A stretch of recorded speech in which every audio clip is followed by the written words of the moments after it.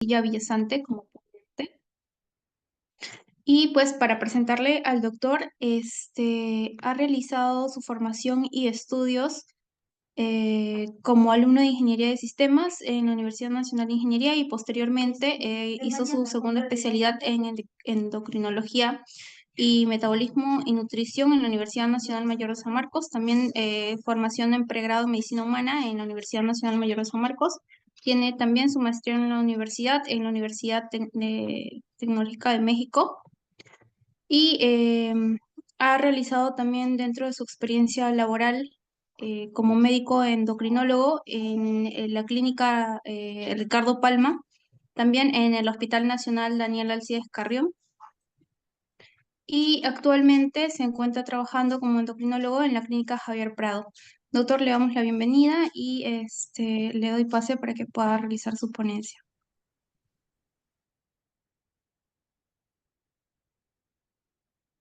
Bueno, buenas tardes y gracias por la oportunidad.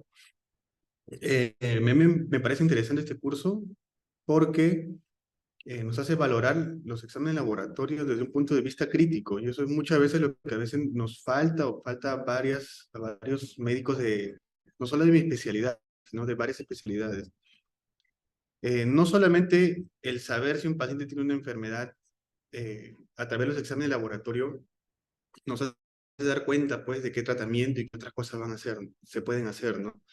Muchas veces un mal diagnóstico o de repente un buen diagnóstico varía las estadísticas que maneja los hospitales, en nuestro país, el Ministerio de Salud, y de eso depende mucho presupuestos en salud, sobre todo en enfermedades crónicas, como es en el caso, por ejemplo, de lo que es la diabetes, que es una de las enfermedades que más vemos en endocrinología, ¿no? Como ya dijeron, yo soy médico endocrinólogo, ¿no? Yo hice mi pregrado y posgrado en San Marcos, por eso que les tengo un cariño especial. Eh, Miren, las consultas en endocrinología han variado en el tiempo, ¿no? Anteriormente se veía bastantes pacientes con diabetes, problemas de tiroides, y sigue siendo una de las principales consultas en endocrinología, ¿no? Son enfermedades crónicas, que es propia de mi especialidad, pero también ha aumentado por temas de la pandemia, por malos hábitos de alimentación, por malos, ¿qué les digo? Pues sedentarismo, por estar mucho tiempo frente a pantallas de repente, ¿no?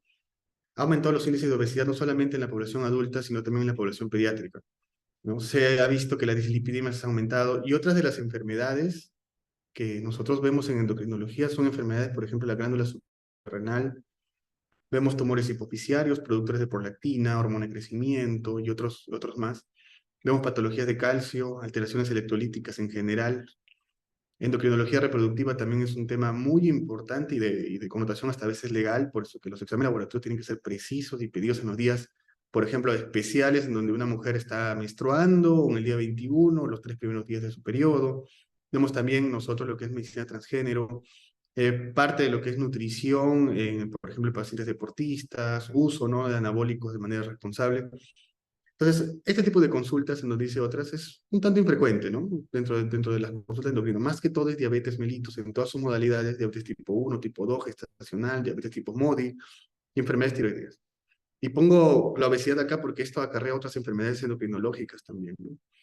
Entonces, lo que he querido es abocar la charla a lo que son los principales exámenes en endocrinología de las enfermedades más frecuentes. Sabemos que hay consideraciones para solicitar cortisol, ACTH, un ritmo circadiano. Sabemos que hay consideraciones y múltiples pruebas funcionales en mi especialidad, ¿no? Pero esto es lo que más vemos, ¿no? Y dentro de esto, por más simple y más común que sea, hay muchas consideraciones a la hora de pedir hasta una glucosa en ayunas, como vamos a ver luego, ¿no? Examen de laboratorio en diabetes mellitus, vamos a empezar. Pongo esta imagen porque ese es el primer error con el cual a veces se juzga a un paciente, no solamente en el levantamiento de observaciones, en medicina ocupacional, sino entre nosotros mismos, porque el glucómetro es una herramienta exacta y perfecta, es una herramienta no exacta, es una herramienta perfecta para que nosotros podamos monitorizar a pacientes que tienen diabetes mellitus o diabetes mellitus gestacional. Pero para diagnóstico tienen que saber que existen múltiples dispositivos de glucómetros y cada uno tiene un margen de error de 10-15%. Y como la mayoría de acá sabemos, la diabetes mellitus se diagnostica con glucosas en puntos de corte precisos, ¿no? Entonces, obviamente, si en el glucómetro me sale 200 de glucosa en ayunas, bueno, pues no creo que el glucómetro se falle por unos 100, 200 puntos, ¿no? Pero si me salen 101, 102, 104, 110 o 95, 98, tendré la certeza de que ese valor de glucosa esté anormal, ¿no? Entonces, este es un punto muy importante porque hay pacientes que vienen bastante asustados con levantamiento de observaciones, a decirme, doctor, mire, mi glucosa salió 101, 98, en mi glucómetro me han dicho que ya tengo diabetes, no tengo diabetes, y todavía no se puede precisar, ¿no? Se necesitan pruebas de laboratorio en endocrinología. La diabetes es una enfermedad crónica que se caracteriza por el aumento sostenido de los valores de glucosa y que está en aumento. Mira, estas fueron las proporciones del año 2021 de la IDF, que es la Federación Internacional de Diabetes, en donde se veía pues que estaba en aumento, ¿no? Si para el 2021 había en Sudamérica, América Central, donde estamos nosotros, 32 millones de pacientes con diabetes, o sea, poco menos de un Perú, esto se prevé que hay un aumento de un 50% de acá a tan solo 20 años, ¿no? Y eso es alarmante. Y esto fue antes, o estas cifras fueron dadas antes de que pasara lo del COVID. No sabemos cómo va a cambiar estas estadísticas ahora con el tema del COVID por el encierro, el trabajo virtual, los malos hábitos de alimentación, aumento de la obesidad, el sedentarismo, que son factores de riesgo importantes para desarrollar diabetes, ¿no? Pero esto es importante, mire, para el año 2003 se proyectaba que iba a haber en el 2025 333 millones de pacientes con diabetes. Pero en el año 2006 solo tres más, estas proyecciones aumentaron dramáticamente, ¿no? Y cada año, cada proyección que hace, cada vez que sale un boletín de la IDF hablando de epidemiología, es un poco cada vez, hay que leerlo con más temor, con más miedo, porque se ve pues que las proyecciones conforme pasan los años aumentan dramáticamente, ¿no? Y eso es porque no se están controlando, primero, los factores de riesgo. Segundo, no se está diagnosticando bien a las personas con prediabetes o diabetes, y vamos a ver eso luego porque hay actitudes críticas ahí, y no se están tomando medidas correctivas oportunas, ¿ya? En nuestro país, el estudio más importante nos decía que la población de nuestro Perú tiene 5,6% de diabetes. El estudio Perú-DIAP del año 2012 más o menos nos dice que hay un 7% de pacientes con diabetes diagnosticados, ¿eh? O sea, no sabemos cuántos están sin diagnóstico. Ustedes saben que a veces los pacientes pueden pasar hasta 5 o 10 años sin saber que tienen el diagnóstico y cuando solamente tienen alguna complicación severa y recién se dan cuenta, ¿no? La diabetes mellitus es una enfermedad crónica, es un desorden metabólico que tiene muchas etiologías, ya que se caracteriza por una hiperglicemia crónica con disturbios en el metabolismo de los carbohidratos, principalmente, pero también puede verse en grasas y proteínas, y que resulta en defecto de la secreción y acción de la insulina, ¿no? Cada vez que veo a un paciente le explico, ¿no? Todos producimos insulina, la insulina es una hormona que sencillamente toca la célula, abre una puerta, que son los GLUTs, entonces sí me entienden, ¿no? Entra la glucosa, se transforma en energía y para eso me sirve la insulina, ¿no? Pero si hay algún proceso que hace que esa insulina no trabaje constantemente o no trabaje de manera efectiva, lógicamente la glucosa ya no entra a la célula y se va quedando cada vez, se va acumulando cada vez más en la sangre y ahí es cuando empieza la prediabetes y la diabetes en los rangos que vamos a ver, ¿no? La clasificación habitual es que nosotros tenemos diabetes mellitus tipo 1, que responde a factores autoinmunitarios, vamos a ver también eso, diabetes mellitus tipo 2, que responde a factores genéticos también, pero también raciales, sabemos que ser latinoamericano es un factor de riesgo mayor, a factores pues, de hábitos de alimentación, sobrepeso, obesidad, factores de riesgo. Tenemos diabetes mellitus gestacional como tercer tipo, y hay otros tipos de diabetes asociados a otro tipo de enfermedades. Síndrome de Cushing, acromegalia, el uso crónico de corticoides, el uso crónico de estatinas también, ciertos antihipertensivos, diabetes monogénicas, las MODI, cuando hay una alteración genética puntual y está defectuosa la insulina o el receptor, bueno, puede aparecer la diabetes, ¿no? Y la diabetes es importante diagnosticarla no solamente por un tema epidemiológico, por un tema de saber que el paciente tenga el diagnóstico o no y bajar la glucosa, sino porque es la manera más eficaz el detectarla y tratarla a tiempo para evitar complicaciones. Complicaciones que pueden ir a nivel microvascular, como en el ojo, el riñón, los nervios periféricos, las neuropatías, ¿no? Y a nivel macrovascular, ¿no? Como enfermedad arterial periférica, problemas del corazón, problemas del cerebro, ¿no? El miopía diabético, se asocia a algunos tipos de cáncer. Tiene su importancia, no solo radica en el tema del diagnóstico, sino el tratamiento oportuno, ¿no? Y la diabetes es una enfermedad evolutiva. Puede haber una etapa asintomática en donde ya va haciendo daño a la glucosa. Hay un periodo en donde la glucosa sigue bajo, pero la insulina está alta y está que la mantiene a raya, ¿no? Pero cuando ya empieza la insulina a no actuar efectivamente, empiezan a subir la glucosa sin ayunas, las glucosas postprandiales, y ahí es cuando se desarrolla la diabetes. Los mecanismos por los cuales se produce la diabetes son múltiples. Nosotros creo que hemos crecido con el octeto minoso, creo que nos enseñan en pregrado, ¿no? En donde el papel protagónico siempre era el hígado, el músculo y el tejido graso, y sigue siendo, por si acaso, ¿eh? Pero cada vez, cada año, cada 2 años, hay nuevas teorías acerca, por ejemplo, este es el egregio de los 11, ¿no? Un artículo que salió en el 2017 que tuvo bastante impacto porque nos hablaba no solamente de las vías comunes, el triunvirato, que después pasó a cuarteto, quinteto. Yo cuando estaba en pregrado conocí el octeto, cuando estaba en la especialidad conocí este oncenio, ¿no? En donde incluían alteraciones a nivel del colon, la microbiota normal, el tema de los firmicutes, el tema de los bacteroidetes, ¿no? Todo lo que es la milina, a nivel renal, ¿no? Ahora se hablan de 13 hasta de 15, donde incluyen la vitamina D. La concentración de vitamina D también pueden afectar, incluyen todavía lo que es testosterona, estrógenos, ¿no? Por eso que es importante, y porque hay tantas vías por las cuales la glucosa se puede alterar, es que ahora pasamos sí al tema de frente, lo que es el tema de lo que es la glucosa alterada.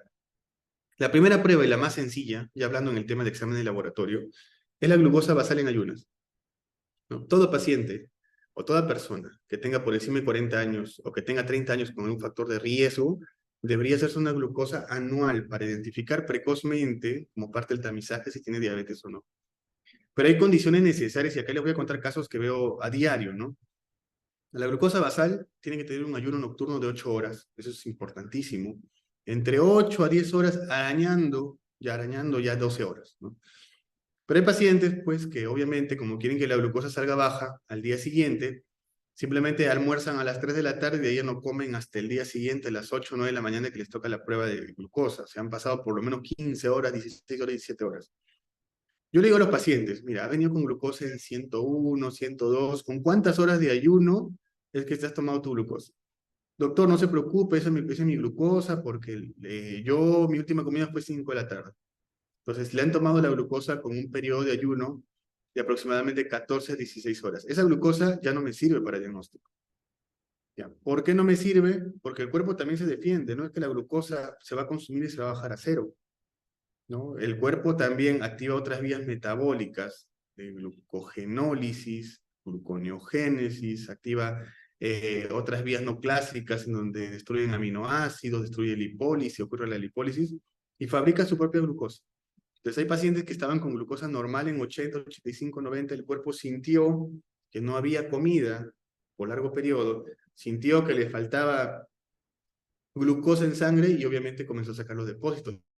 Y cuando sube una pequeña curva y por la glucosa y por el ayuno prolongado, la glucosa salió un poquito alta, ¿no? Es una defensa del cuerpo. Por eso que hay que preguntar, señores, esa glucosa, o señores, esa glucosa se tomó en un ayuno verdadero, ¿de cuántas horas? 8, 10 horas, 11 horas, bueno, pasa, ¿no? Tiene que ser con condiciones sobre todo los 3 últimos días, que sea una dieta habitual.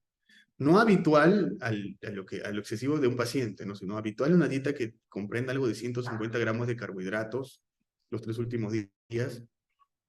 También si el día anterior pues se fue a tomar el paciente o hubo un cumpleaños, comió un montón de torta, un montón de carbohidrato, o no sé, pues comía en la selva, ¿no? Tantas cosas que hay llenas de carbohidratos en nuestro país. La glucosa al día siguiente corre riesgo que salga alta. Y algo muy importante es que una vez sacada la muestra, el plasma debe ser separado de la muestra dentro de los 60 minutos de extraído. Y eso es importante. Yo sé que a veces es un poquito difícil, ¿no? Por el tema de que en los hospitales tienen que hacer colas de 1, 2 horas. Ahí nomás ya, por estar parado tanto tiempo, ya pierde glucosa el paciente, porque está quemando glucosa para mantenerse parado. Y encima la muestra la reciben y recién la procesan a las 2, 3 horas. Cada hora que pasa después de esos 60 minutos se pierde un 7 a 10% de lo que es la glucosa. Entonces es importante que eso se, se procese lo antes posible.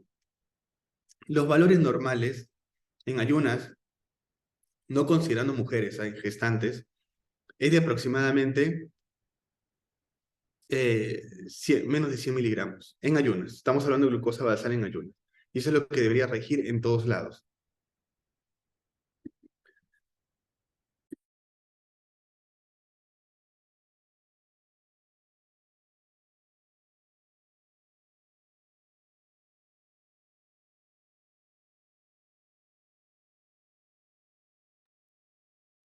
nosotros tenemos un siguiente examen, que es el test de tolerancia oral a la glucosa. ¿Por qué es importante definir los valores del laboratorio? Yo sé que ustedes se han sacado la glucosa, se han visto su glucosa en sangre, quizás le han sacado la glucosa a algún familiar en un laboratorio.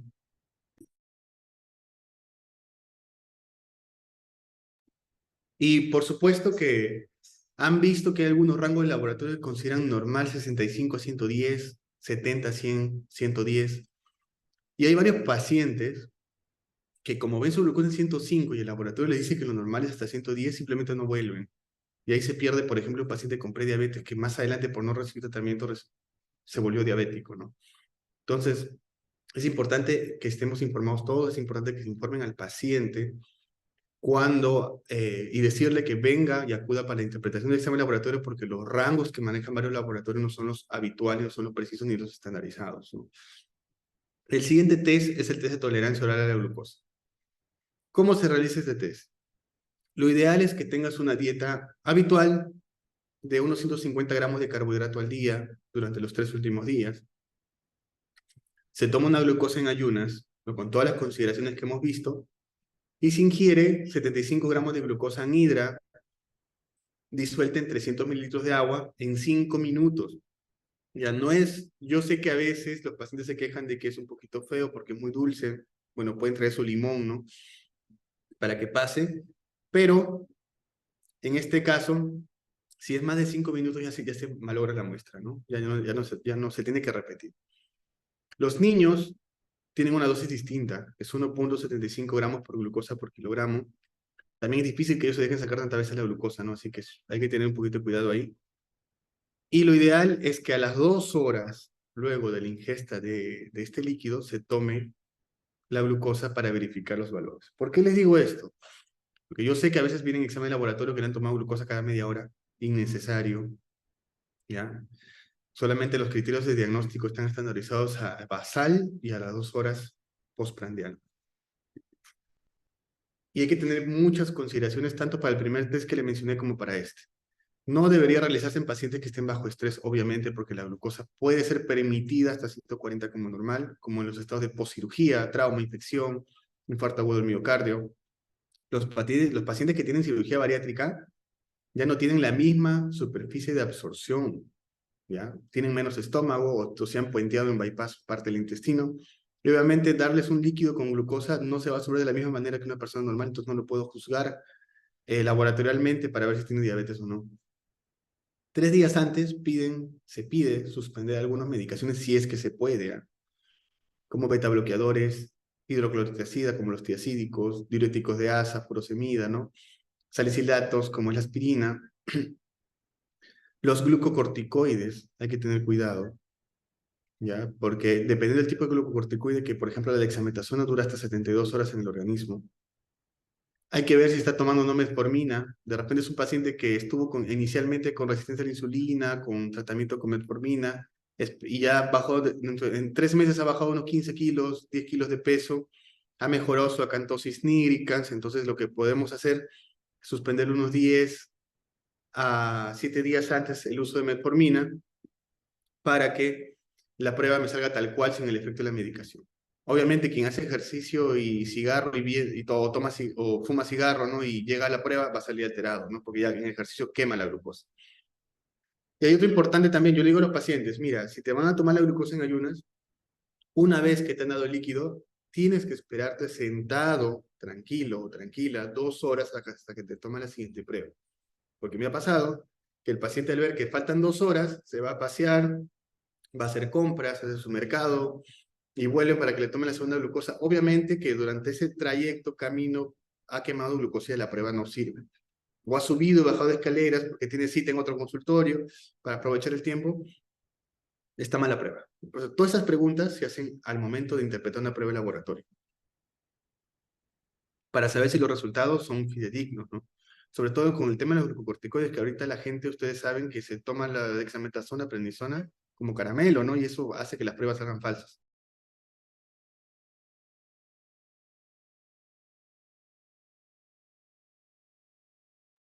Los valores normales, luego de 2 horas de haber ingerido 75 gramos de glucosa, es menos de 140.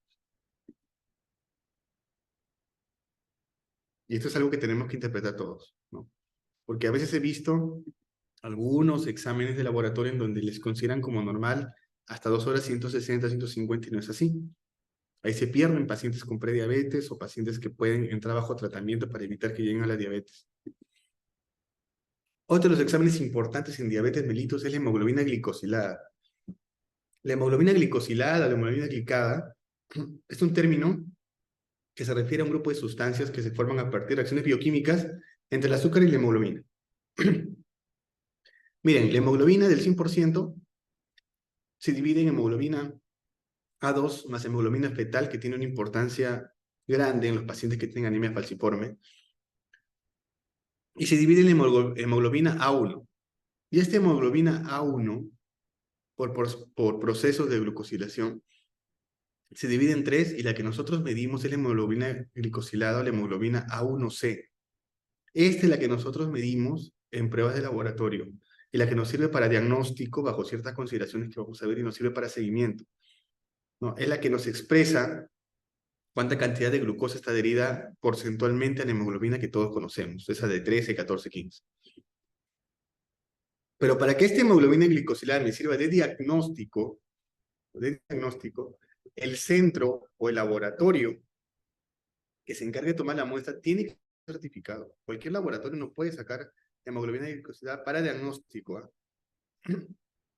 Y tomar ese valor como cierto, sobre todo cuando hay valores que están muy cercanos al 6.5, que es el punto de corte. Hubo un gran estudio, el estudio DCCT, el estudio de Diabetes Control and Complication Trial, que es un estudio que se realizó en Estados Unidos para evaluar cuál era el efecto de un tratamiento intensivo controlado de la glucosa en pacientes con diabetes mellitus tipo 1. Y uno de los parámetros que evaluaron fue la hemoglobina glicosilada. ¿Ya? La Universidad de Minnesota es una universidad que tiene el centro de estandarización, la NGSP. ¿Y cómo es que un centro se puede certificar como un lugar para que la hemoglobina glicosilada me sirva para el diagnóstico? El centro tiene que hacer una solicitud, enviar 40 muestras, de las cuales el 20% para su laboratorio, ¿no?, propio de ese centro, esté con una hemoglobina glicosilada entre 5 a 6%, el 30% entre 6 a 7%, el 30% entre 7 a 8%, y el 20% y el 8.5 a 10%. Y tiene que coincidir exactamente con las pruebas que ellos puedan realizar en esas muestras de laboratorio. ¿Ya? Y solamente admite una variación de más o menos 0.5, 0.35 porcentual. Una vez que tiene todo esto en check, le dan el programa de estandarización, ¿no? Le dicen, este centro es certificado para que su hemoglobina glicosilada me sirva de diagnóstico, ¿no? Pero, si supieran que en nuestro país no hay todavía un centro estandarizado, ni los laboratorios que más resuenan tienen el centro estandarizado, no le toman la debida importancia en todo caso, no lo hacen. Pero, obviamente, pues si yo veo una hemoglobina glicosilada en 12, 13, ya no creo que el laboratorio se falle por 6, 7 puntos, ¿no? Entonces hay que tener un poquito de criterio ahí. La hemoglobina glicosilada puede referir, ¿no?, más o menos, si reemplazáramos en esta fórmula, cuánto es que la glucosa sérica se encuentra en los 3 últimos meses en promedio, con énfasis en el tercer trimestre. Yo siempre les comento a los pacientes, ¿no?, para que me entiendan. La glucosa que tú te tomas en ayunas con tu glucómetro es la foto de ese momento. En cambio, la hemoglobina glicosilada es un video resumen de los 3 últimos meses. Y esa hemoglobina glicosilada, si yo quisiera ver una hemoglobina glicosilada en 12 aproximadamente, yo lo reemplazo en la fórmula que ven acá, aproximadamente el paciente en promedio los 3 últimos meses ha tenido 345, con énfasis en el tercer trimestre. ¿Cuánto aportan los 3 últimos meses para el resultado final de hemoglobina glicosilada? El último mes aporta un 50%, el primer y segundo mes aporta un 25%.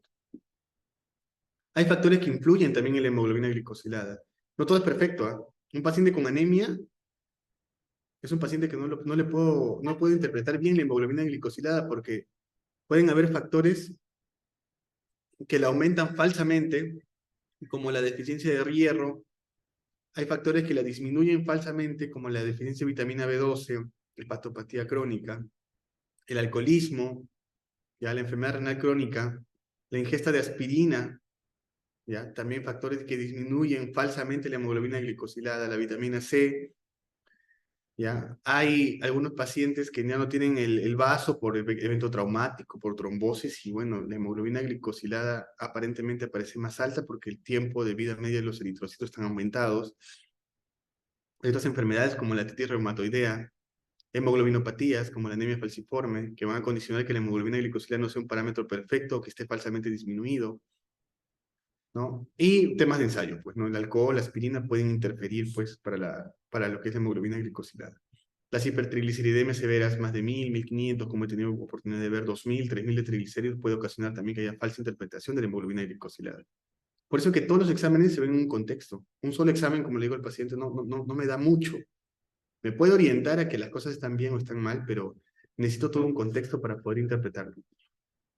Y esto es importante, miren, imagínense un paciente que está en enfermedad renal crónica estadio 5 y que tiene que recibir eritropoyetina subcutánea 3, 4 veces a la semana. Es un paciente en el cual la hemoglobina glicosilada falsamente va a estar disminuida y no me sirve de parámetro. Ya, no me va a servir de parámetro. En cambio, la glucosa que pueda sacar en ayunas con su glucómetro o en las noches, en las tardes, prandial, es lo que más me va a servir en este momento, ¿no? Por eso, eso también nos hace ver de la pertinencia de tomar hemoglobina glicosilada o no. Y también nos ayuda a dirigir un poco el diagnóstico, el tratamiento, ¿eh? Cuando el objetivo normal de un paciente con diabetes, que no tiene mayor comorbilidad, es menos de 7% hemoglobina glicosilada a los 3 meses, ese es mi objetivo, llevarlo a eso. Pero sin embargo, yo a los 3 meses lo veo con hemoglobina glicosilada en 7.5, 8, más más me orienta a que la glucosa que esté elevada es la glucosa postprandial, o sea, la glucosa después de los alimentos. Pero sin embargo, si la hemoglobina glicosilada yo la encuentro 9.5, 10, 11, 12, eso quiere decir que además de la postprandial, probablemente la de ayunas sea la que sea el problema también.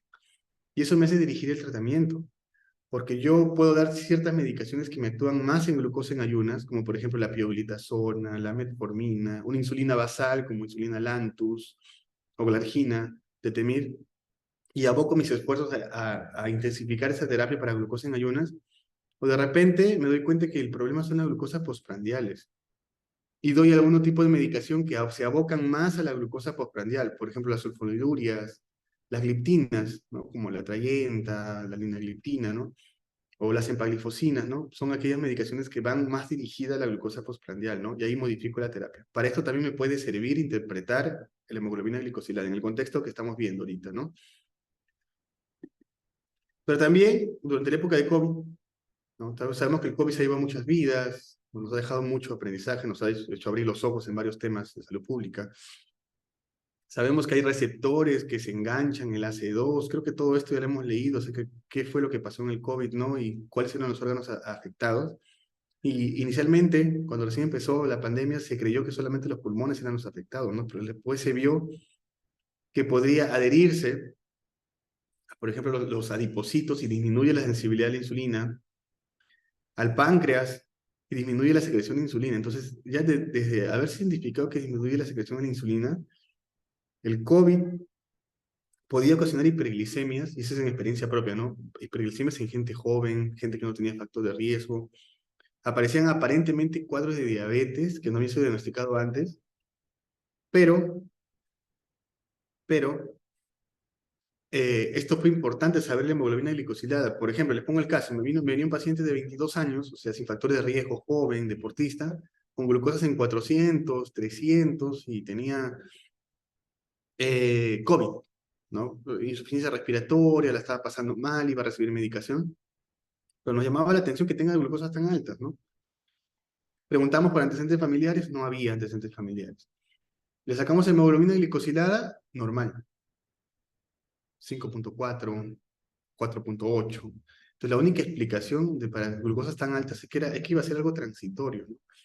De repente era por afección del COVID del páncreas, y eso nos hace darle otra utilidad de interpretación a los exámenes laboratorio, ¿no?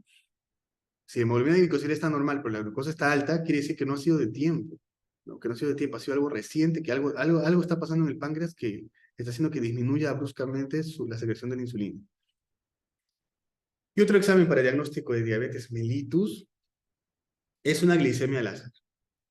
Cualquier paciente que tiene síntomas de diabetes, como sed excesiva, deseo frecuente de orinar, fatiga extrema, dolor de estómago, visión borrosa, irritabilidad, pérdida de peso de manera no intencionada,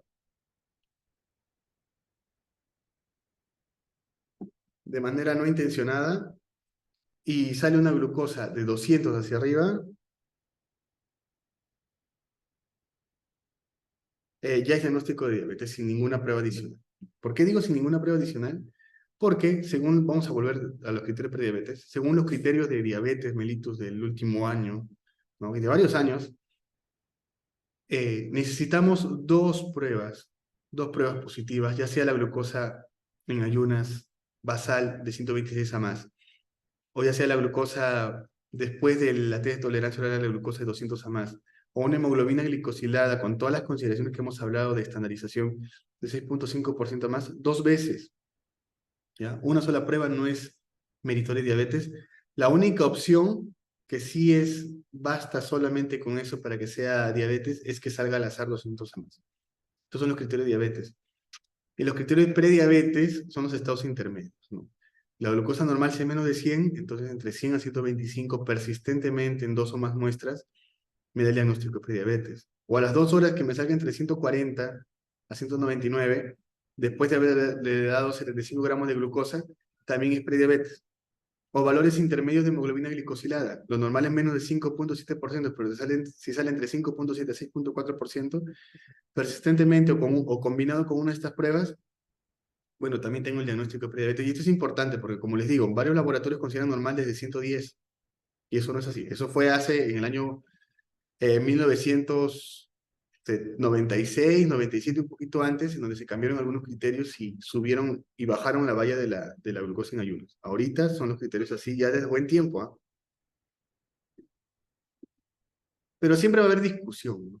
¿Existe o no existe la prediabetes? Esto lo dejo como una anécdota, ¿no? Acá, esto es un estudio muy importante, del año 2021. Una carta más que todo, ¿no? Una propuesta de autores reconocidos en donde, al ver que la prediabetes por sí sola ya es un factor de riesgo cardiovascular, de cáncer, de demencia y varias cosas, se está proponiendo que se elimine, ya que se elimine como diagnóstico, que de frente pasemos a lo que sea diabetes, ¿ya? Por todas las consideraciones que he dicho, ¿no? Esto lo dejo a criterio de cada uno, ¿no? Sin embargo, yo todavía considero que hay cierto parámetro en prediabetes que se puede revertir, ¿no? Pero no está mal también este pensamiento, ¿no? Por eso qué importante es darle diagnóstico al paciente, ¿no? Saber, desde el momento que ya tiene glucosa en 100 hacia adelante persistentemente, ya es un paciente que tiene un riesgo cardiovascular y que merece tratamiento. Entonces no se pueden perder esos pacientes que no vuelven a consulta o que nosotros nos dejamos guiar por los exámenes de laboratorio que nos mande el laboratorio, porque ahí perdemos pacientes y perdemos oportunidad de retraso en la progresión de diabetes o en todo caso en complicaciones cardiovasculares. Para la diabetes mellitus tipo 1, es un tipo de diabetes que depende de factores genéticos, factores ambientales, que van a activar inmunológicamente varios anticuerpos, anti-GAT, anti-insulina, antivarios, que van a destruir progresivamente las células beta del páncreas. Y obviamente, si ya no hay células beta, ya no hay producción de insulina, la glucosa está libre, silvestre en nuestra sangre y los valores altos, eso es diabetes, ¿no? Con respecto a exámenes de laboratorio, los criterios diagnósticos siguen siendo lo mismo de un paciente diabético tipo 2. ¿Ya? Pero con respecto a los anticuerpos, necesitamos medir los anticuerpos, y aparte de que cuestan carísimo, no los cubren los seguros y otras consideraciones, en nuestra población peruana, ¿ya? No se recomienda realizar dosaje porque hay estudios en donde nos dice a nuestra población que a pesar de que salgan todos los anticuerpos más frecuentes, que son los tres primeros, negativos, eso no le quita el diagnóstico de diabetes mellitus tipo 1. Sin embargo, en otras realidades, en otros países, ¿no? Donde siempre está por protocolo sacarle y siempre le salen positivos, ahí sí pues tiene una justificación el solicitar los anticuerpos de diabetes mellitus tipo 1. En este caso, en nuestro país, yo por lo menos no lo solicito. Si por A o B motivo, pues el paciente quiere pagarlo, quiere sacarse la duda, y otros, bueno, pues no lo puede cancelar, ¿no? Y vemos si sale positivo, bueno, ya está totalmente certificado, pero si no sale positivo, tampoco se le quita el diagnóstico. De rutina no se pide estas cosas. ¿Cuándo pedimos insulina? En diabetes mellitus tipo 1. En diabetes mellitus tipo 2, por ejemplo, nunca pedimos, ¿ah? Nunca pedimos porque si yo veo un paciente que es obeso, un paciente que tiene acantosis en el cuello, que tiene acrocordones en el cuello, en las axilas, es obvio que la insulina está alta. es un poco redundante, salvo ciertos casos en donde pensemos en procesos autoinmunes o el grado de acatosis sea demasiado extrema, que sea a nivel de las manos, las rodillas, los nudillos, bueno, podríamos pensar en ciertas enfermedades autoinmunes. Pero más me importa la insulina en los pacientes diabéticos tipo 1 y su contraparte, que es el péptido C, porque me hacen medir la reserva pancreática, ¿ya? Todo sucede a nivel de la célula beta del páncreas. Existe una preproinsulina, existe una proinsulina, por bastantes procesos en las organelas, en las enzimas. Se transforma o se libera la insulina como tal y se libera también el péptido C como tal, en cantidades equimolares, y eso es importante. Solo que la insulina se consume rápido porque obviamente responde a la cantidad de alimentos que tengamos, pero el péptido C es más estable en sangre. Entonces, como se mide el péptido C en sangre, indirectamente nos dice cuánto es la reserva pancreática de insulina. Dosar solo si existe duda importante para diferenciar entre diabetes tipo 1 y tipo 2. Tampoco es de rutina. Obviamente, si viene un niño, porque yo también a veces, yo también me dedico a la parte de pediatría, ¿no? En endocrinología. Si viene un niño que tiene bajo peso, que no está creciendo mucho, que, por ejemplo, se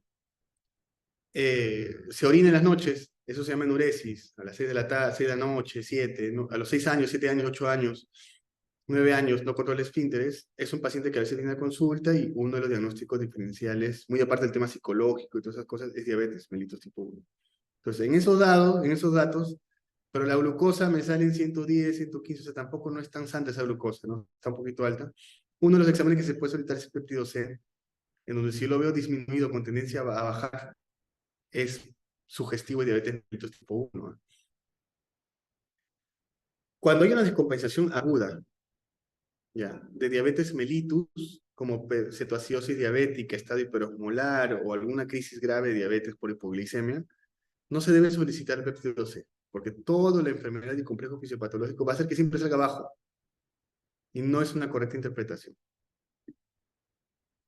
Para lo que es diabetes tipo 1 y tipo 2, en realidad no tanto se habla de tipo 1 tipo 2, se habla de un espectro de diabetes, donde vienen a jugar la edad, si el paciente es obeso o no, factores autoinmunitarios, el HLA que va de la mano con también factores autoinmunitarios, inmunidad humoral, por ejemplo, inflamación sistémica, factores genéticos puntuales, la cantidad de péptido C, la necesidad de insulina y tratamiento. Entonces es un espectro en donde pacientes con diabetes tipo 1, que habitualmente eran pediátricos y que requerían insulina a la larga, de repente pedir un paciente también de 25, 26 años, como suelo ver, que empiezan también con glucosas levemente elevadas y el péptido C bajándose, ¿no? Entonces no es exclusivo de la edad pediátrica, se puede presentar también en los adultos, ¿no? Entonces ahí el péptido C nos puede ayudar también un poco. Otra diabetes es la diabetes mellitus gestacional. Los valores que hemos comentado anteriormente de puntos de corte salieron en base a grandes estudios, al estudio KPDS, que se llevó en diabetes tipo 2 en Inglaterra, el DCCT, que fue un estudio que se llevó en Estados Unidos de diabetes tipo 1, y obviamente esos puntos de corte de glucosa de 126 hacia adelante, glucosa random de 200 hacia adelante, fue en base a los outcomes de esos estudios.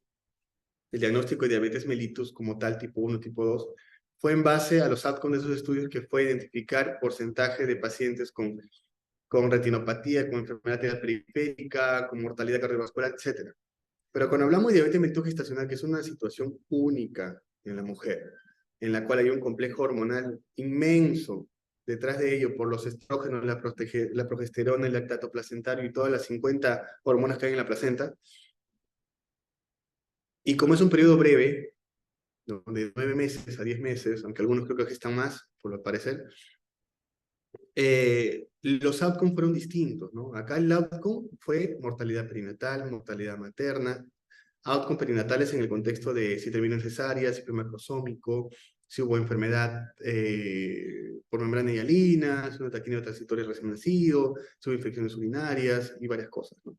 Entonces, como los outcomes fueron distintos en este estudio APO, ya que es hiperglicemia y outcome pregnancy, que se llevó en el año 2000 a 2006, en donde se vieron a 25.000 gestantes y se les hizo un test de tolerancia oral a la glucosa entre las 34 y 32 semanas, acá sí justifica, y ahí este es el que va a suceder, el de abajo, el de arriba primero, es el que más usamos, hacer un test de tolerancia oral a la glucosa y tomarle cada hora, ¿ya? Porque los criterios diagnósticos nos hablan así. Si en ayunas está menos de 92, está normal. Si a la hora, después de haber ingerido 75 gramos de glucosa, está menos de 180, está normal. A las 2 horas está menos de 153, está normal. ¿Ya? Esto es importante porque van a ver que los criterios también varían de acuerdo al laboratorio, pero uno en mente tiene que saber cuáles son estos criterios diagnósticos, ¿no? Este es el que usamos en nuestro país. Hay de otros pasos en donde toman mayor cantidad de glucosas que también son válidos, pero en nuestro país usamos el primero. Sin embargo, pueden haber estudios ya que están queriendo cambiar esto. Este es el más grande estudio, por eso que se toma de la ADA 2022-2023, pero ya se está encontrando que desde glucosas de 85, 87, 88, hay mayor también cantidad significativamente al final de, estadísticamente significativo de macrosomía que termina en cesárea, ¿no? Entonces es un outcome perinatal adverso, ¿no? Pero estos son los criterios que nos rigen. La hemoglobina glicosilada no me ayuda después de las 20 semanas.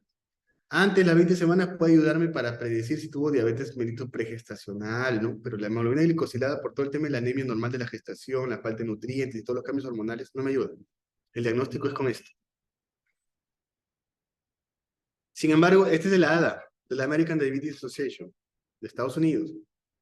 Pero también hay otras sociedades. La ALAT, por ejemplo, que es la Sociedad Latinoamericana de Diabetes, su última guía del 2016, considera que si la glucosa en el primer trimestre, o sea, ya no 24 y 28 semanas, primer trimestre está entre 100 a 125, debemos considerar como diabetes mellitus gestacional. Y si está más de 126 en el primer trimestre, en 2 veces, en el primer trimestre, ya es una diabetes pregestacional que no fue diagnosticada a tiempo, ¿no? Entonces, la idea es, y pensamos, ¿cuándo se trata, no? ¿Cuándo tratamos a los pacientes? ¿En el primer trimestre o los esperamos a partir del segundo trimestre? Personalmente, en vista a los estudios, a la bibliografía que he revisado, ¿no? Cuando he hecho, pues, exposiciones de diabetes mellitus gestacional y outcomes perinatales, yo si en el primer trimestre identifico algún problema de diabetes o algo que me diga que esta paciente va a progresar de diabetes mellitus gestacional, eh, yo sí las pongo a dieta, por ejemplo, ¿no? A dieta baja en carbohidratos, actividad física, y si no mejoran, les empiezo algún tipo de medicación para evitar complicaciones más adelante. Inclusive hay otros grupos que desde el primer trimestre consideran como punto de corte 92, 180, 153, ¿no? Entonces no se ponen de acuerdo. Yo personalmente, si yo veo una gestante con 93, 94, 92 de glucosa en el primer trimestre, para mí es algo predictivo de que va a ser diabetes mellitus gestacional bajo los preceptos o bajo eh, los puntos de corte de otras sociedades. Entonces, yo sí le he visto algún tipo de tratamiento. O dieta, actividad física y la controlo perennemente cada mes a mes, y si veo que no funciona, les empiezo tratamiento, ¿no? Hasta ahí fue todo lo que es diabetes mellitus, lo que es una entidad frecuente, es una entidad donde hay varias consideraciones, como pueden ver, para la interpretación y la toma de glucosa, ¿no? No solamente es, tómese su glucosa y viene para ver resultados. Detrás de eso hay un montón que han visto hoy día en la parte de lo que es diabetes mellitus, ¿no? Pero la otra gran enfermedad importantísima, ¿ya? Y muy frecuente es los exámenes de laboratorio en desórdenes tiroideos. La tiroides, todo paciente viene y me dice, doctor, ¿tengo tiroides o no? Tienes, le digo. Sí tienes. El tema es saber si tienes algún problema funcional o estructural de la tiroides. En este caso, estamos hablando de exámenes de laboratorio, así que son temas funcionales. Identificar si tiene hipotiroidismo, hipertiroidismo, y detrás de la lectura de esa TSH, esa T4 libre, hay un cortejo inmenso, ¿ya? Hay un cortejo inmenso de consideraciones que hay que tener para una correcta interpretación y no sobretratar, como he visto, sobretratar a algunos de que en verdad no tenían ningún problema de tiroides. El hipotiroidismo es más frecuente que el hipotiroidismo. Ya es más frecuente en población de mujeres, se comparte entre mujeres porque la primera causa es autoinmune, ¿no? Si yo veo una niña que tiene hipotiroidismo, de repente a la mamá también le pido exámenes de laboratorio, ¿no? Porque probablemente por ahí vino, si no, al papá también, ¿no? O investigo un poquito la historia en la familia. Si veo un paciente con hipertiroidismo, ya estoy investigando si en la familia hay algún otro proceso autoinmune, no necesariamente de la tiroides, lupus, artritis reumatoide, vitíligo, psoriasis. Entonces, hay que considerar esto. Esto es lo que nos han enseñado en pregrado, ¿no? Esto es lo que nos han enseñado, que el hipotálamo en ciertos núcleos importantes, fabrica la hormona estimuladora de tirotropina, la TRH, va a la adenohipófisis, activa por mecanismos de proteína G, alfa, unidad alfa, etcétera, etcétera, y libera la TSH, ya, la hormona tiroestimulante, y en los tirocitos lo que hace y promueve es el crecimiento de los tirocitos, la expresión de la bomba anís, la expresión de ciertas enzimas, con la finalidad de que se produzca hormona tiroidea como tal, y que funcione en el cuerpo de distintas maneras, a nivel físico, a nivel mental, a nivel metabólico, etcétera, ¿no? Y hay un proceso de retroalimentación negativa, en donde si el cuerpo siente que tiene mucha hormona tiroidea, bueno, la TSH ya no se secreta tanto. Si el cuerpo siente que falta hormona tiroidea, lo que va a ocasionar es que acá arriba manda un mensaje que falta, la TSH sube y trata de estimular la tiroides. Esta es la manera más sencilla y simple con la que hemos aprendido, pero detrás de esto hay todo esto de acá.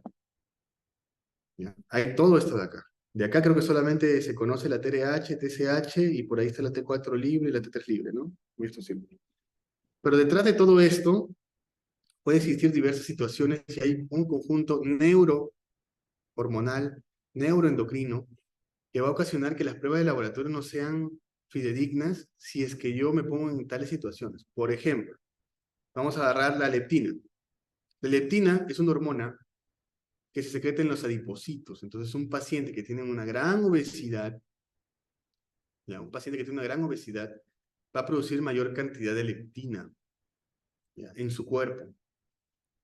Y esa leptina lo que va a hacer, si están viendo que es estimular TRH, va a subir los niveles de TSH. Entonces, un paciente con obesidad y su TSH normal es hasta 4.5, me viene con 5, 5.2, no es que ya tiene hipotiroidismo, sino que tengo que ver la situación del paciente. Yo ahí en mi mente estoy pensando, este paciente tiene obesidad, la leptina está alta, está estimulando la TRH, está estimulando la TSH, y obviamente que la TSH está ligeramente elevada, ¿no? Situaciones así se ven en la práctica diaria y por eso es importante saber interpretar. El uso de corticoides, miren, los corticoides suprimen lo que es la liberación de TSH. Entonces, en un paciente que ha estado con COVID tomándose corticoides o le pusieron en la vena corticoides, por ahí a alguien se le ocurre pedirle TSH T4 libre y ve que la TSH está suprimida bien baja, a veces recibe interconsulta, ¿no? Doctor, está con hipertiroidismo. No, a ver, hay que evaluar al paciente, su contexto, hay que ver que no tenga síntomas de hipertiroidismo y qué medicación está recibiendo. ¿Qué ha recibido? Corticoides a dosis altas. Ah, ya. Entonces, probablemente es una prueba de laboratorio falsa por el efecto de corticoides. La HCG, que es del embarazo. El embarazo, por su mimetismo del HCG con la TRH, con la FSH, con la LH, comparten todos la cadena alfa, ¿no? Puede simular a la TRH y la bloquea. Y eso también ocasiona que los valores sean distintos durante el embarazo. Entonces, como ven, hay situaciones distintas. Yo quisiera agarrar ahorita, no me va a alcanzar el tiempo, ¿no? Si quisiera agarrar ahorita cada hormona de acá y les explicara para qué sirve y cómo puede afectar el eje tiroideo, durante consulta, un paciente que me trae una TSH T4 libre, tengo que ver un montón de cosas para ver si de verdad esos valores de laboratorio me sirven o no, o cómo los voy a interpretar. La hormona tiroidea, cuando se secreta a nivel de lo que es el torrente sanguíneo por parte de la tiroides, tenemos tres proteínas: la globulina transportadora de hormona tiroidea, la transtiretina y la albúmina, que están pegadas a la mayoría de lo que es T4 y T3 total, ¿ya? La porción libre, lo que dice free T4 y free T3, es mínimo, pero es lo que ejerce la función principal a nivel de todo el cuerpo. Estas proteínas se secretan a nivel del hígado. Entonces, cualquier medicamento, cualquier situación que haga que estas proteínas aumenten, se van a pegar a la hormona tiroidea y va a disminuir la fracción libre. Y aparentemente podría ocasionar que se vea en los exámenes de laboratorio que la T4 esté baja, ¿ya? ¿Qué situaciones son esas? Por ejemplo, las pacientes están consumiendo estrógenos, ¿no? Una paciente que tiene hipotiroidismo, que está en tratamiento, por ejemplo, con hormona tiroidea de manera constante, y por A o B motivos empieza un tratamiento hormonal por anticoncepción y que tenga, ¿qué les digo? Pues estrógenos. Yo sé que como voy a aumentar las proteínas a nivel del hígado y se van a pegar a la hormona tiroidea que le estoy dando por vía oral como tratamiento, de repente van a necesitar más dosis. O de repente cuando vengo con su resultado de laboratorio, puedo interpretarlos en ese contexto, ¿no? Entonces, esto es importante. Los estados de desnutrición, donde esto va a bajar bastante, va a ocasionar pues que lamentablemente los exámenes laboratorios sean alterados. Y sabemos también que periféricamente se encuentran las deyodinasas. ¿Ya? Las deyodinasas se encargan de transformar la T4 principalmente a T3. Y una T4 convertida a T3 es una hormona tiroidea activa. Y hay hormonas, como por ejemplo, hay deyodinasas como la tipo 3, que lo que hacen es, ocasiona que haya mayor cantidad de T3 reversa que no es activa. ¿Ya? ¿Y en dónde vemos que hay mayor D3 o deyodinasa tipo 3? En la placenta, por ejemplo. Entonces, durante el estado del embarazo van a ocurrir también otro tipo de situaciones en la cual de repente ya no me sirve el control con T4 libre, T3, solamente con TSH, bajo ciertas consideraciones, ¿no? Hay pacientes, tengo el caso ahorita de dos niños, ¿no? De 1 año y 6 meses, casi 2 años y el otro 3 meses, que junto con el papá tiene un síndrome de resistencia a hormonas tiroideas. Es un defecto a nivel del receptor de las hormonas tiroideas. En donde yo veo los exámenes de laboratorio, todo está elevado, pero no tienen efecto la hormona tiroidea, ¿no? Ahí el tratamiento es difícil y un poquito penoso. O tengo pacientes que a veces se presume que no hay algún problema a nivel de las iodinasas y eso ocasiona que 4 no se convierta efectivamente en T3 y eso me aparece en los exámenes de laboratorio, tengo que darle más dosis de hormona tiroidea habitual para lograr el efecto deseado, ¿no? Entonces, un examen de laboratorio me puede dirigir hacia qué nivel se encuentra el defecto. Ya por eso que es importante saber la fisiología y saber cómo actúan esos exámenes. Por ejemplo, lo primero que siempre se hace es solicitar una TSH. Formalmente, ¿no? Si la TSH está alta, es porque mi cuerpo me está pidiendo hormona tiroidea. Pido T4 libre. Ya, no pidan perfil tiroideo. Ya, olvídense los perfiles en endocrinología. Se pide dirigido.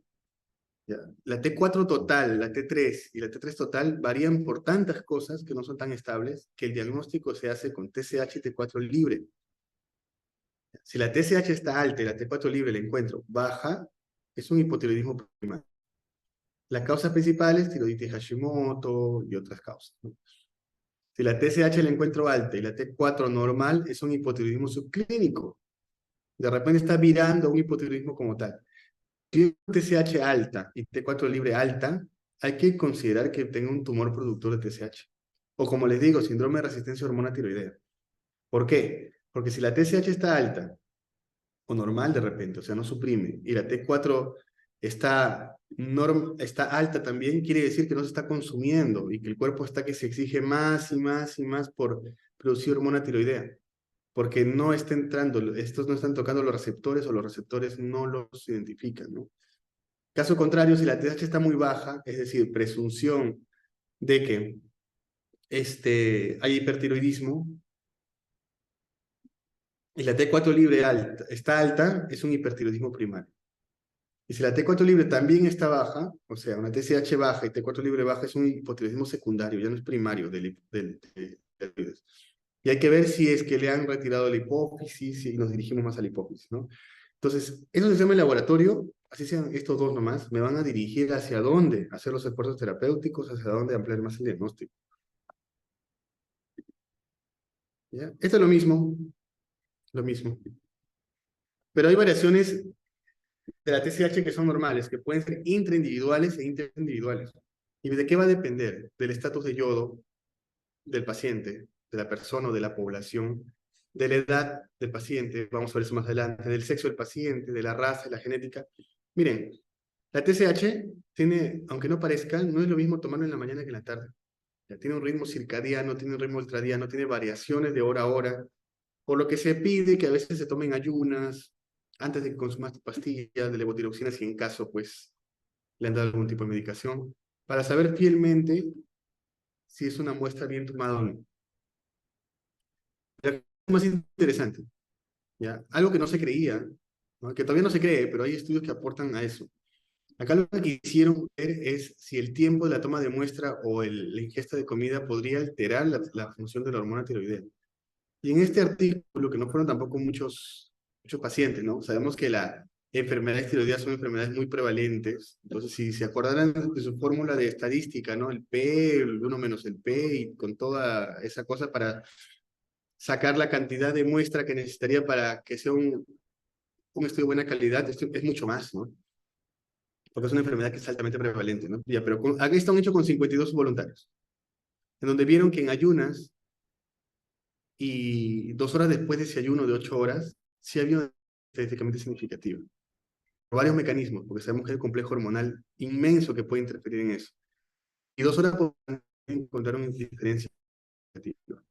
Entonces, este es un punto a tener, y siempre le digo a los pacientes, ¿no? Ya, si en caso vienen en la tarde y me dicen, doctor, yo no puedo en las mañanas porque trabajo, bueno, tómate tu muestra, no hay ningún problema. Pero siempre los insto a que de todas maneras vean al día siguiente en ayunas y tomen la muestra y después de eso tomen su pastilla, ¿no? Y acá hay algo un poquito más rayado, ¿no?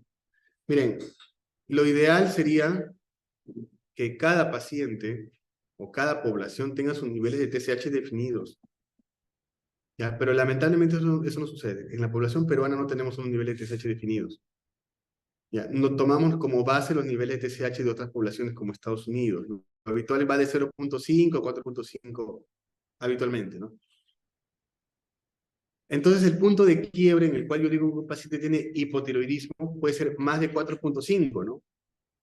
Pero eso se ha visto que varía. Ya han habido muchos modelos predictivos para calcular cuánto sería lo óptimo de TSH para cierto grado de T4 libre, ¿no? Hay escalas lineales, hay escalas logarítmicas, ¿no? Como pueden ver acá, dependiendo del nivel de la T4 libre, ¿no? Pero también los estudios nos dicen que para varias poblaciones, porque estos son condensados de varias poblaciones, los puntos de corte pueden ser distintos, pueden ser variables, pueden ser desde 1, 2, 3, 4, 5. Y eso nos dice que nosotros estamos interpretando los exámenes de laboratorio con probablemente rangos de laboratorio que no son confiables para nuestra realidad, pero es lo que tenemos y es con lo que tenemos que trabajar. Pero si yo tengo un paciente que está con TSH en 3.5 y todavía sigue con síntomas, y después yo le doy tratamiento, más tratamiento, le intensifico y le bajo la TSH a 2 y se encuentra mucho mejor, de repente para ese paciente su punto de quiebre es 2.5, 2.4, ¿no? Entonces, eso lo considera a la hora de interpretar los exámenes de laboratorio. Los valores normales los dejo acá de referencia, ¿no? De laboratorio a laboratorio, acá sí cambian, pero habitualmente consideramos que la TSH normal es de 0.545 y los valores dependen de las unidades. Los anticuerpos antitiroideos que los pedimos bajo ciertas situaciones también son importantes. Tenemos que considerar que cada etapa de la vida tiene sus valores de laboratorio normales, ¿ya? Obviamente, un niño a los 6 días, a los 90 días, al año, a los 3 años, 5 años, por todo el complejo hormonal que está cambiante, está creciendo, ¿no? Está ganando más masa muscular, más masa ósea, está inmaduro la hipófisis en muchos casos. Los valores, y la tiroides también, los valores TSH, T4 libre, T3, T4 libre, van a variar hasta que llegue a la etapa adulta. Todo esto va a variar, por eso que se interpreta. Cuando estoy trabajando con un niño, tengo que ver la edad ósea, tengo que ver el peso, la talla, y de acuerdo a eso ver cuáles son los valores normales para su. Porque para un adulto que sale 5 o 5.5, eso me puede indicar que de repente puede tener hipotiroidismo. Pero si un niño de 5 años me viene con una TSH de 5.2, la verdad es que está normal para su edad. Y ahí se juzga con los exámenes de laboratorio normales para su edad. Pueden haber medicaciones que alteran la función tiroidea. Por ejemplo, lo que disminuye la secreción de TSH, le comenté al inicio, son los glucocorticoides. La dopamina, que se utiliza bastante en lo que son los pacientes de UCI. La amiodarona y el litio tienen mecanismos por el cual bloquean la secreción de la hormona tiroidea a nivel de la glándula tiroides. Hay otras medicaciones, como por ejemplo el omeprazol, sulfato ferroso, ¿no? Que disminuyen la absorción de levotiroxina, de T4. Y eso es importante porque si yo sé esto, yo le digo al paciente, también tienes gastritis, vas a tomar omeprazol, hidróxido de aluminio. Bueno, sepáralo por lo menos 4 o 6 horas para que no disminuya la absorción de la pastilla que te estoy dando. Tenemos algunos que alteran el transporte como tal de T3, T4, como los estrógenos, andrógenos, los esteroides anabólicos, y otras medicaciones que también alteran, un poquito más raras que no se utilizan con mayor frecuencia, ¿no? Entonces, el contexto es importante para interpretar las pruebas de laboratorio. Tenemos interferencias de los ensayos metodológicos. ¿ya? Por ejemplo, enfermedades con anticuerpos heterófilos, como por ejemplo la mononucleosis por Epstein-Barr, ¿no? Puede ocasionar que la prueba de laboratorio me refleje un valor de TSH que no son. Y eso pasa, por ejemplo, cuando hemos tenido entre consultas en infectología, pacientes con perfil tiroideo alterado. ¿No? Y vemos si tienen infecciones por Epstein-Barr o por alguna otra enfermedad que tenga anticuerpos heterófilos. Hay un cruce, no en el paciente, hay un cruce en la máquina que va a leer la muestra. El tema de lo que es la biotina, ya la biotina ha sido muy cuestionada por el tema de que puede interferir y falsear y hacer que estén más bajos los valores de TSH de los pacientes. Ya, esa es una controversia. Ya, la biotina es un tipo de vitamina B que algunos pacientes lo toman por la caída de cabello, que justo son pacientes que tienen problemas de tiroides. Y cuando a veces tienen hipotiroidismo y no quieren que se les caiga el cabello, toman su biotina. Yo les digo, traten de suspender 3 a 5 días antes la biotina para que puedan sacarse las pruebas de laboratorio.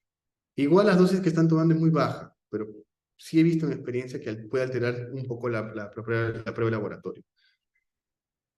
En el adulto mayor hay cambios fisiológicos normales. ¿Ya? Hay disminución en el aclaramiento renal del yodo. ¿Ya? Hay un proceso en general de envejecimiento normal de la tiroides, por eso que necesita un poquito más de estimulación. Entonces yo no puedo juzgar a un adulto de 60, 70, 80 años con los mismos valores de TSH de una persona de 20, 25 años.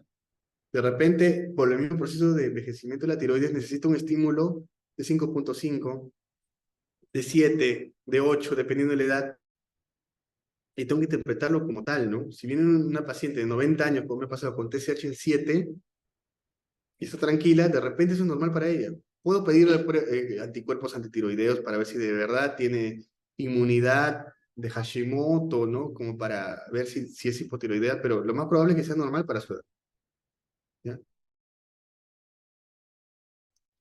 Estos mayores, como los niños que estamos viendo, de acuerdo a la edad, se interpreta de manera distinta. ¿Y qué sucede en la gestación? Miren este espejo de acá. Este de acá es la concentración de gonadotropina coronarica humana, y este de acá es la concentración de TSH. Usted ve en un espejo, porque si se sube el HCG que comparte ciertas cadenas estructurales con la TSH, el cuerpo siente que ya tiene mucho, entre comillas, TSH, y la TSH, la normal, la que es verdadera, baja.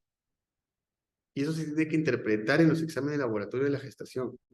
Ya para cuando una gestante tiene hipotiroidismo, los rangos de laboratorio y control cambian. En el primer trimestre habitualmente usamos menos 2.5, segundo y tercer trimestre utilizamos menos de 3, y eso se debe a que hay mayor cantidad de dinasa tipo 3, como les dije. Hay, por los efectos de los estrógenos, ¿ya? Hay mayor concentración de proteínas que se pegan a la hormona tiroidea, entonces tiene que producir mayor cantidad de hormona tiroidea de la habitual.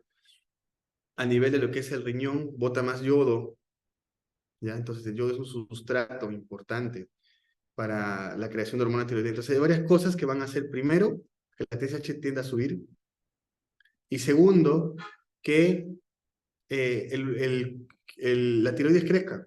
Puede crecer hasta un 50% la tiroides. Entonces, como se dan cuenta, la situación en la que se encuentra el paciente, gestación, adulto mayor, niño en crecimiento, va a determinar la correcta interpretación de los exámenes laboratorios. Los valores normales durante la gestación, como les digo, primer trimestre menos 2.5, segundo y tercer trimestre menos de 3. Estos son los rangos que utilizamos para evitar pues, que haya algún problema al momento del parto, que el niño no reciba la cantidad de hormona tiroidea necesaria y no desarrolle bien su cerebro, ¿no? Y pueden haber situaciones que son importantes, ¿no? Durante la etapa crítica de una enfermedad, un paciente con insuficiencia cardíaca crónica, un paciente que se ha descompensado de manera aguda, un paciente en diálisis que se ha descompensado de manera aguda, un paciente que entra en una apendicectomía, que si yo, sin ningún criterio, por pedirle nomás, le pido hormonas tiroideas, pueden estar alteradas por el mismo proceso de enfermedad que tienen, sin necesidad de que sea un problema de tiroides verdadero, ¿no? Por alteración de iodinasas periféricas, por alteración de las medicaciones que estén recibiendo, etc. Por eso que es importante ver el contexto del paciente para interpretar. Y lo que son los anticuerpos, no lo pedimos de rutina, lo pedimos cuando hay duda, ¿no? Pero el hecho de que haya anti-TPO positivo, que es el de acá, eso se encuentra casi en el 100% de pacientes que tienen tiroiditis autoinmune de Hashimoto o hipotiroidismo, pero también se puede encontrar en otras situaciones como la enfermedad de Graves. Se puede encontrar en población general sin necesidad de tener problemas de tiroides, un 27%, ¿no? El hecho de que tengan anticuerpos positivos no quiere decir que ya tienen la enfermedad. Tendremos que ver el estado de la función de la TSH T4 libre. Y es importante saber que en los pacientes diabéticos tipo 1 que ya tienen una enfermedad, suele presentarse hasta en un tercio de ellos también el hipotiroidismo. ¿Los anticuerpos para qué nos sirven? Para sacarnos de dudas si es una tiroiditis, o sea, una infección en el glándula de tiroides, o de repente es un proceso autoinmune de tiempo. Los anticuerpos positivos durante la gestación se han asociado a que aparezca el hipotiroidismo durante la gestación, a que haya tiroiditis posparto. Los anticuerpos positivos en la gestación se han asociado a que los niños tengan mayor chance de tener trastorno de espectro autista, de tener trastorno del comportamiento también, ¿no? Entonces, eso es lo que yo quería compartir con ustedes. Son las dos enfermedades más frecuentes que yo veo en mi especialidad: diabetes, problemas de tiroides. Yo sé que hay otras situaciones como por ejemplo síndrome de Cushing, enfermedad de Cushing, acromegalia, que todos son con pruebas dinámicas funcionales, pero tienen unos protocolos distintos, unos protocolos de hacer muy elaborados, ¿no? Lo hacemos dentro del especialidad. Yo quería compartir eso con ustedes, que es lo más frecuente que vi como médico general en mi tiempo, ¿no? Y que veo ahora más como especialista, ¿no? Y son las principales enfermedades en las cuales yo veo a veces sobretratamiento o infratratamiento por parte de algunos colegas, ¿no? Entonces, esa es la experiencia que yo quería compartir con ustedes en ambas enfermedades, tanto diabetes y tiroides, sobre todo para darles algún tipo de actitud más crítica frente a la interpretación de estos resultados. No sé si tienen alguna pregunta acerca del tema o de algún tema en endocrinología.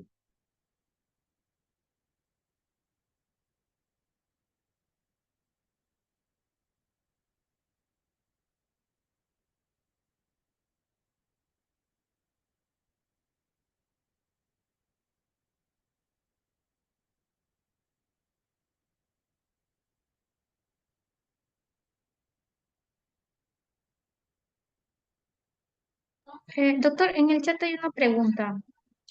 A ver,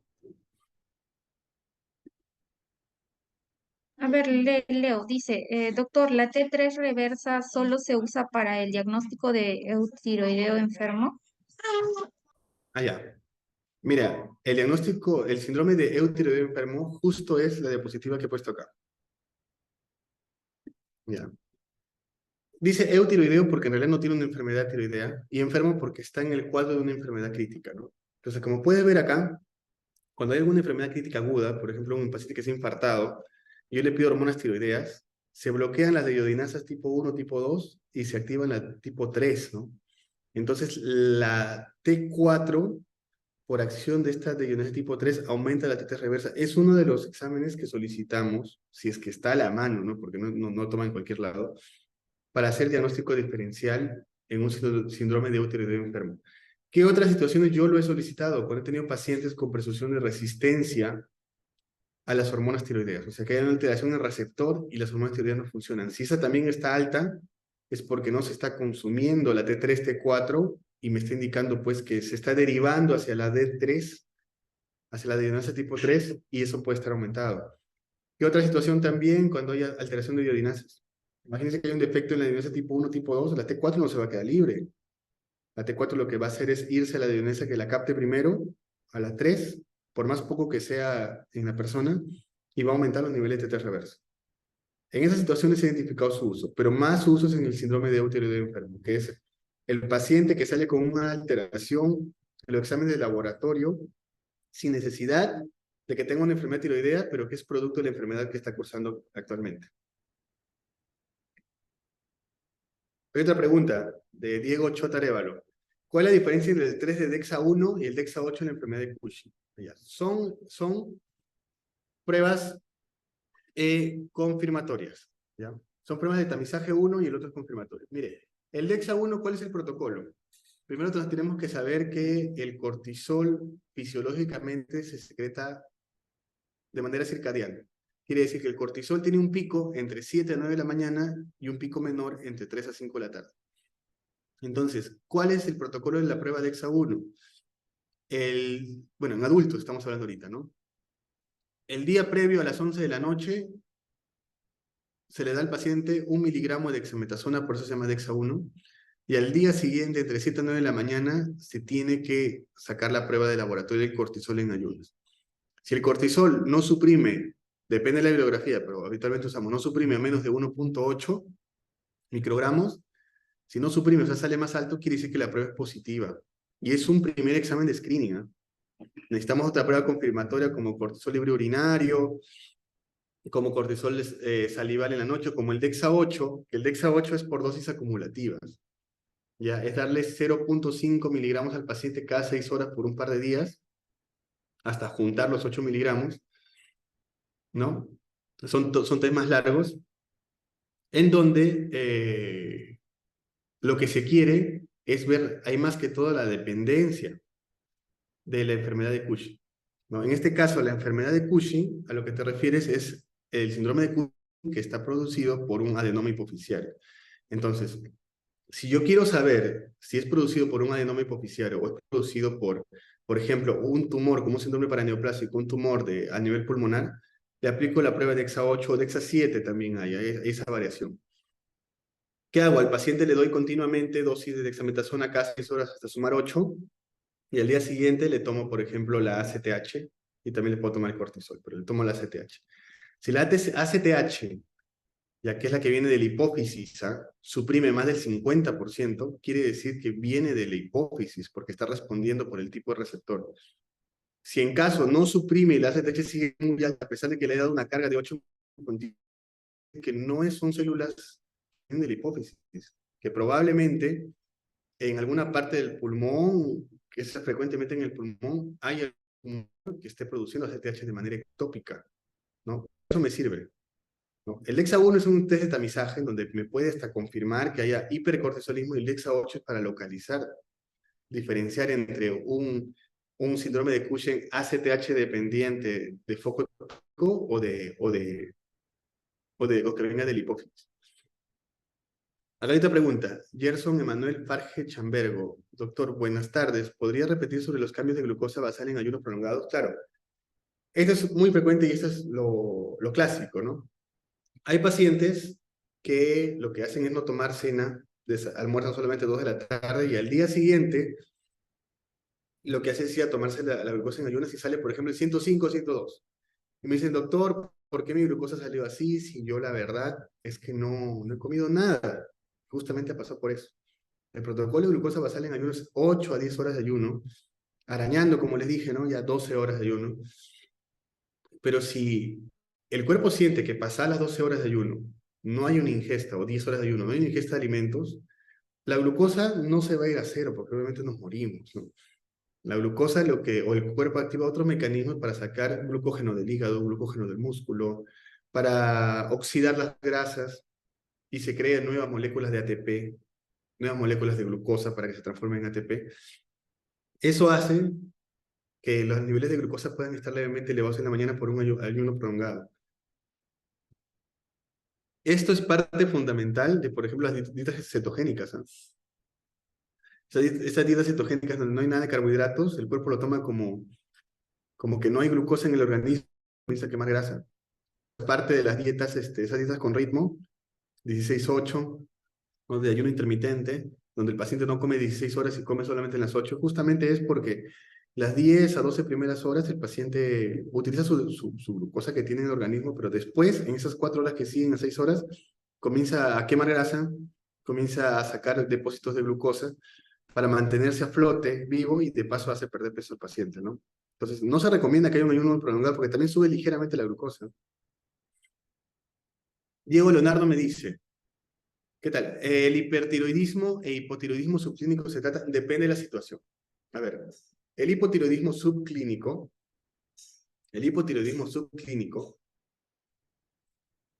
depende. Si hay signos sugestivos de que tiene hipotiroidismo, igual se tiene que confirmar con anticuerpos, sobre todo anticuerpos antitiroideos, que de estar positivo, podríamos empezar tratamiento. Lo primero, cuando hablamos de hipotiroidismo subclínico, los valores normales de TSH son hasta 4.5.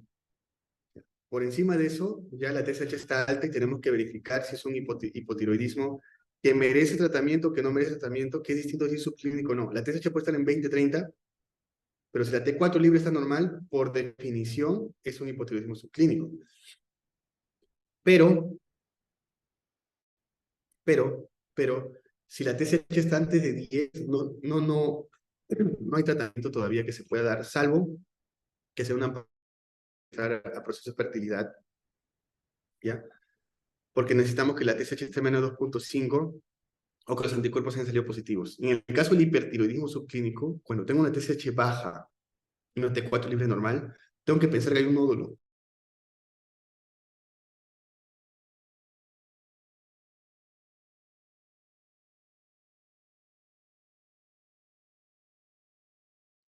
Tengo que pensar que hay un nódulo tiroideo. Ahí pido una ecografía y puede ser el nódulo que esté produciendo mayor cantidad de hormona tiroidea.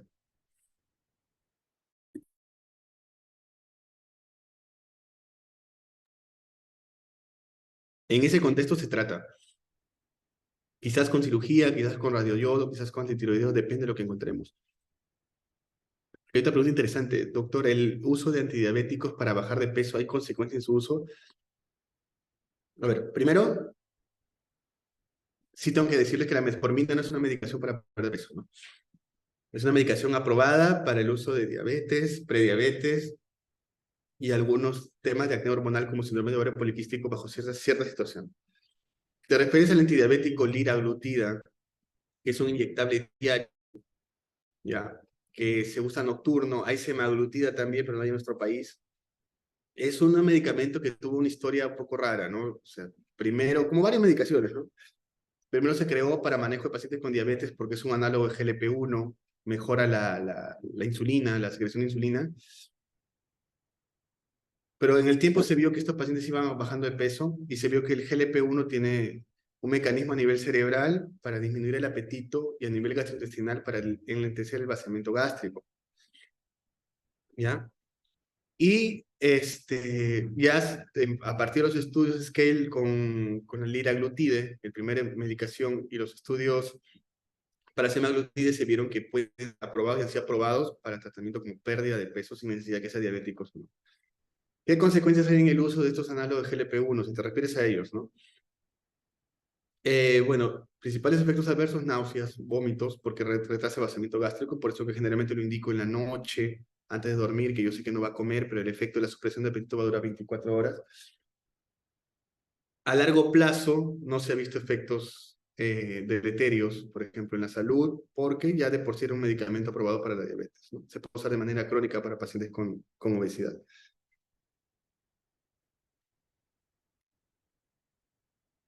No sé si tienen alguna otra consulta.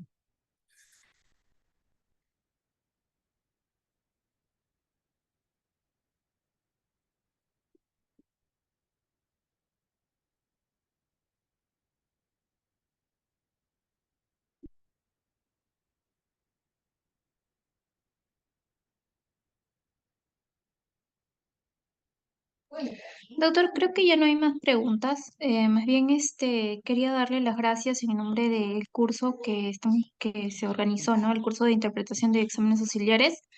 Y bueno, ya por interno yo le voy a estar enviando un certificado de reconocimiento a usted por haber participado en calidad de ponente en este curso. Y le agradecemos bastante y esperamos que también pueda ser partícipe de alguna próxima edición. Ah, claro, claro, claro, me avisan nomás. Yo siempre estoy presto a la docencia. Espero que la charla haya sido de su agrado.